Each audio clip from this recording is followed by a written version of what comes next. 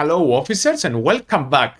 I have spent hundreds of hours mastering Ready or Not, testing every rifle, every attachment and every setup. Today we will break down the top 4 rifles. We will discuss what makes them special and where each one truly shines.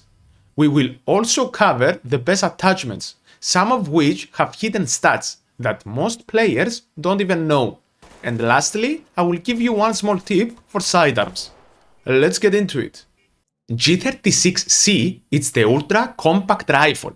It uses 556 rounds with 30 ammo capacity. This is the go-to rifle for small maps and tight areas. It has the lowest damage of the 4 rifles due to the shortest barrel length and the lowest muzzle velocity in the 556 lineup. Although it really feels and handles like SMG, it's extremely agile and has amazing recoil. It's the best in class handling in close quarters battle and easily outperforms heavier rifles in speed, movement and snap reactions. It has weak penetration and damage drop-off at range, so avoid using it on open maps and be careful with heavy armored suspects. It's the ideal rifle for fast and aggressive gameplay, where maneuverability matters more than stopping power. MK18 is the mid-range king. It uses 556 rounds with 30 ammo capacity, has very good mid-range damage, better than the G36C due to the longer barrel and higher muzzle velocity. It's a balanced rifle that performs well in both close quarters and mid-range encounters. The handling is amazing. It has the combination of good accuracy with low recoil. It's more stable and consistent than the previous one at longer distances, without sacrificing too much mobility. This is ideal for maps including mixed layouts. Again, it's not the best for high armor suspects due to the 556 rounds. This is the most versatile pick for solo or squad play. GA416. It's the balanced all-rounded rifle. Highest overall performance of the 3 556 rifles. Slightly longer than the MK18, which results in higher muzzle velocity and better damage retention at range. It has excellent accuracy, great for shooting mid to long range. Still, it's compact enough to handle well indoors, but it's bulkier than the 2 previous ones. It's very stable and great handling. It's a top pick for maps with mixed engagements. Again, it shares the 556 rounds, so armor penetration is the same as previous rifles. It's a strong all-rounded for players who want one rifle for all scenarios. Still one of my favorites. SA58 OSW, it's the heavy hitter rifle. This is the only rifle in the list that uses 762 rounds, which are far more effective than 556 against heavy armored enemies. It has the highest damage and penetration among the 4 rifles. This is ideal for long and open areas. It can easily drop an enemy with 1 or 2 shots, even when heavily armored. It excels in finishing targets at range, often before they can even react. It has a smaller magazine size, but due to its effectiveness, it may not be a problem for people with good aim. It has a high recoil, close to unmanageable. It is much bulkier than the other rifles, making it not an option in tight spaces or fast entries. It's a high-risk, high-reward weapon. This gun doesn't fit my style, but I had to mention it. Now, let's talk about attachments and why picking the right one really matters.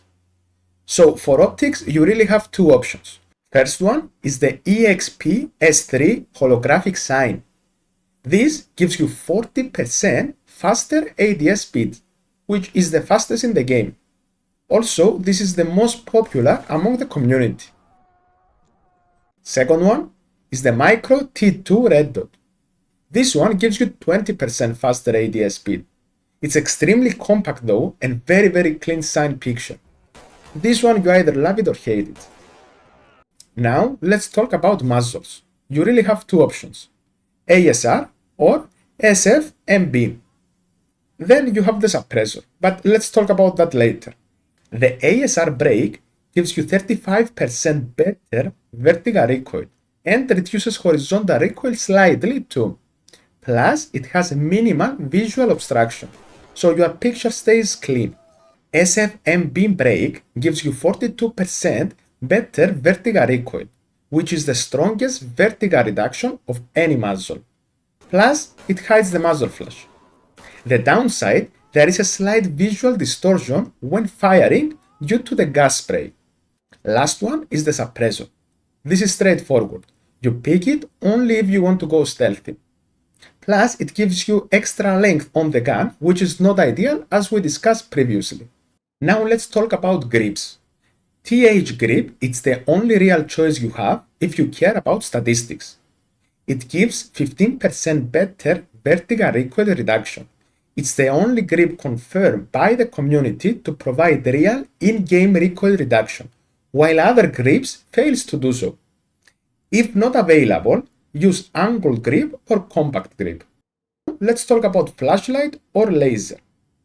Flashlight is far more useful, but there are people who love the laser gameplay, and if paired with good accuracy, it's a deadly combo. I need to admit, some missions are darker or have darker areas, and you will need the flashlight, so choose wisely. Lastly, let's talk about how to choose a sidearm. One of the best ways to enjoy any rifle, even if it's not ideal for every map, is by pairing it with the right pistol. Here is how I do it. For example, if I am using the G36C, which is perfect for close quarters battle but weaker at range, I will go with something like the MKV, a slower but powerful sidearm that gives me more control and damage at mid-range. It's not a must, but this small detail can often make a huge difference. Sidearms are a whole separate topic. If you want a full breakdown, check out my top 3 pistol review, link in the description. If you found this video helpful, drop a like and consider subscribing. It really helps the channel grow. Good luck out there, stay sharp, and I will see you in the next one.